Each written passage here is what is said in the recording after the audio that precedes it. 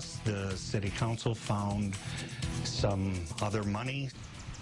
That's good news because the Urbana police chief had been ordered to cut more than $100,000 out of his budget, even if that meant losing an officer. Good evening. I'm Aaron Bennett. And I'm Jennifer Roscoe. $140,000 to be exact. That's how much money the city asked the department to reduce in spending. Cutting a patrol officer was on the table, but not anymore. WCIA3's Anthony Antoine has one of tonight's top stories for us.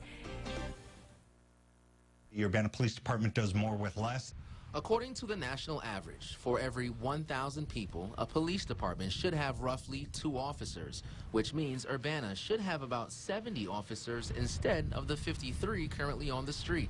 The city asked the department to spend less, and with about 85% of the department's budget being personnel, losing a patrol officer was inevitable.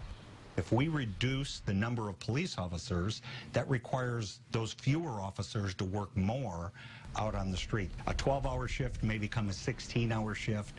That's very stressful on the family and on the police officer. But that changed when the city council shifted the cost of social services to the township, and that freed up about $70,000 in the city's budget, enough to pay for a new officer's salary, health care included.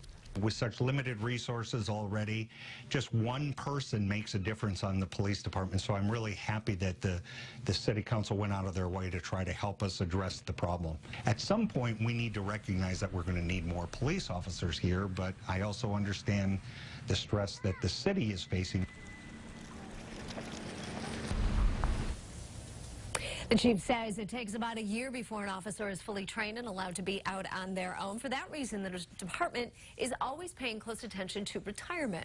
With some spots opening up, the department is already interviewing new candidates.